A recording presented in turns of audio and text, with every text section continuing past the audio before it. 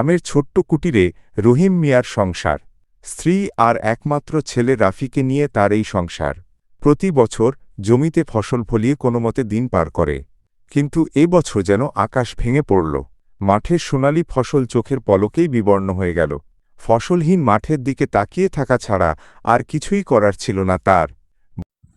হে আল্লাহ, এই বছর তো ফসল একদম নষ্ট হয়ে গেছে।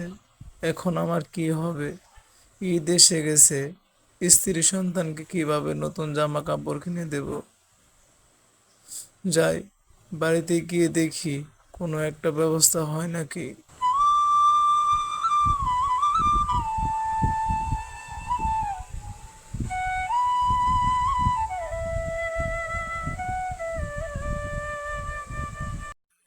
বাবা, ঈদ এসে গেছে তো, আমাকে নতুন জামা কবে কিনে দিবে? আমার বন্ধুরা সবাই নতুন জামা কিনেছে, আমাকে কবে নতুন জামা কিনে দেবে? বলো না বাবা, আমাকে কবে জামা কিনে দেবে? চিন্তা করিস না বাপ, তোর জামা কিনে দেব। কালকেই তোর জামা কিনে দেব বাবা। আচ্ছা, এবার হাত মুখ ধুয়ে আসেন, খাবার খাবেন। আপনার মুখটা শুকিয়ে আছে। আগে খাবার খেয়ে নিন, পরে বাপ বেটা গল্প করেন। গিন্নি, আমি মাঠে গেলাম, দেখি কিছু একটা ব্যবস্থা হয় নাকি। বাবা, আজকে কিন্তু আমার জন্য জামা নিয়ে আসবে। তুমি কিন্তু বলছো আজকে আমার জন্য জামা আনবে। আচ্ছা বাবা, তুই চিন্তা করিস না, আজকে আমি আসার সময় তোর জন্য নতুন জামা কিনে নিয়ে আসবো।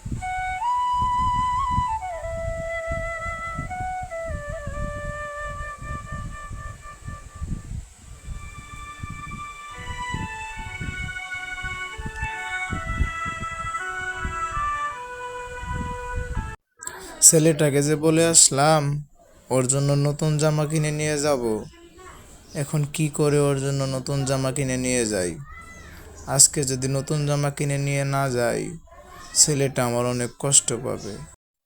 এক কাজ করি, জমিদার মশাইয়ের কাছে যাই, দেখি তার কাছ থেকে কিছু টাকা ধার আনা যায় নাকি।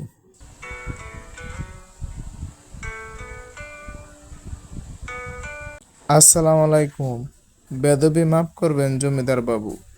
ওয়ালাইকুম সালাম। কিরে রহিম, হঠাৎ আমার কাছে কি মনে করে? জমিদার বাবু, এবছর বন্যায় আমার ফসল একদম নষ্ট হয়ে গেছে। এখন ঈদের সময় স্ত্রী সন্তানকে কি কিনে দেব? আমার হাতে একদম টাকা পয়সা নাই।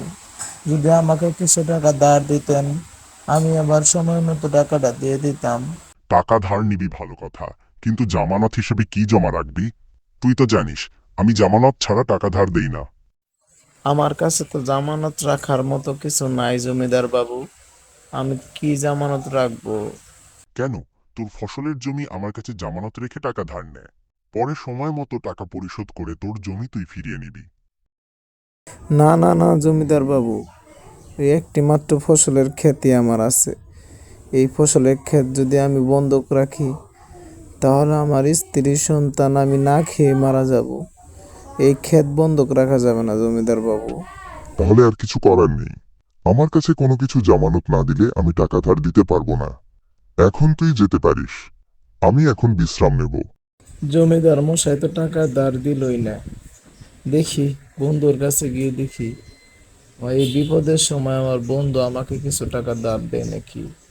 আমার মনে হয় আমার বন্ধু বিপদের কথা শুনে কিছু টাকা ধার দিবে।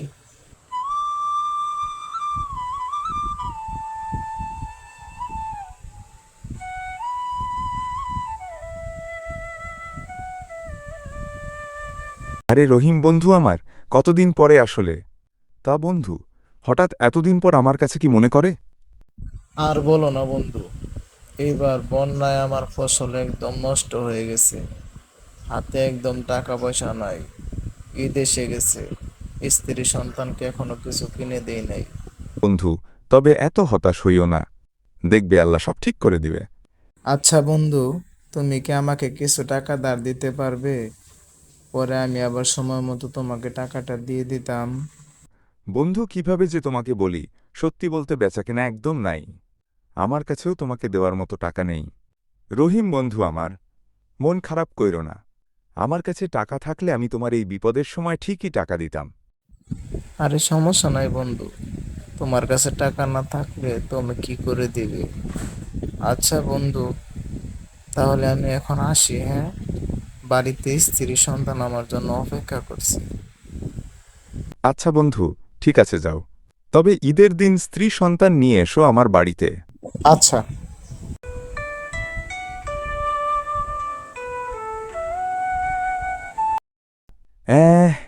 ডং দেখে বাঁচিনা এসেছে আমার কাছ থেকে টাকা নিতে।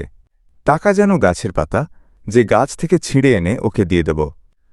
যত্ত সব।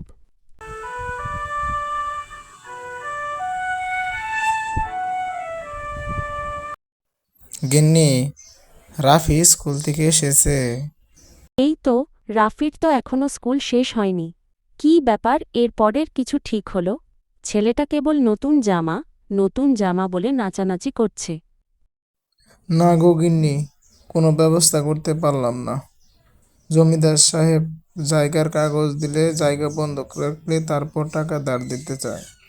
আর বন্ধুর কাছে গেছিলাম, বন্ধুর কাছেও এখন টাকা নেই। ছি, ওগো, এখন তাহলে কি করবেন? নতুন জামা কিনে না দিলে ছেলেটা কিন্তু খুব কান্না করবে। গিন্নি, আমি চিন্তা করছি আমাদের এই ছাগলটা বিক্রি করে দেব, তারপর ওর জন্য নতুন জামা কিনে নিয়ে আসবো আর ঈদের বাজার করব। হায় আল্লাহ! ওগো, ছাগলটা বিক্রি করে দেবেন? তাছাড়া যে আর কোনো উপায় নেই গিন্নি, এই ঈদের সময় ছেলেটার চোখে পানি তো আর দেখতে পারবো না। ছি, আচ্ছা, আপনি তাহলে ছাগলটা বিক্রি করে দিন আর আমাদের ছেলের জন্য জামা কিনে নিয়ে আসুন।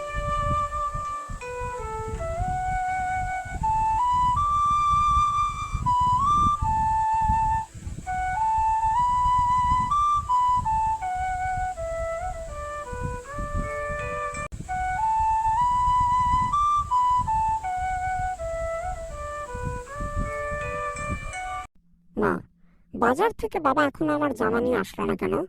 সন্ধ্যা হয়ে গেছে তো। তোমার বাবা এখুনি তোমার জন্য নতুন জামা নিয়ে চলে আসবে। এবার চলো আমরা ঘরের ভিতরে যাই, অন্ধকার হয়ে যাচ্ছে। রাফি, বাবা এই দেখো তোমার জন্য নতুন জামা নিয়ে এসেছি। কি মজা, কি মজা! আমার নতুন জামা এসেছে, আমি নতুন জামা পরাবো। ওয়াও! গিন্নি, দেখেছো নতুন জামা পেয়ে আমাদের ছেলে কত খুশি হয়েছে। তবে তোমার জন্য কিছু আনতে পারলাম না, খারাপ লাগতেছে। ছাগল বিক্রি করা টাকা দিয়ে ওর জন্য জামা আর ঘরের বাজার এনেই শেষ হয়ে গেছে, তাই তোমার জন্য কিছু আনতে পারি না গিন্নি। আমার কিছু লাগবে না, আমাদের ছেলে খুশি হয়েছে, এতেই আমি খুশি। আর গত ঈদের সময় যে কাপড় আমাকে কিনে দিয়েছিলে সেটা এখনো নতুনই আছে। জানো গিন্নি, তোমার মতো একজন জীবন সঙ্গী পেয়ে আমার জীবন সত্যি অনেক ধন্য হয়ে গেছে।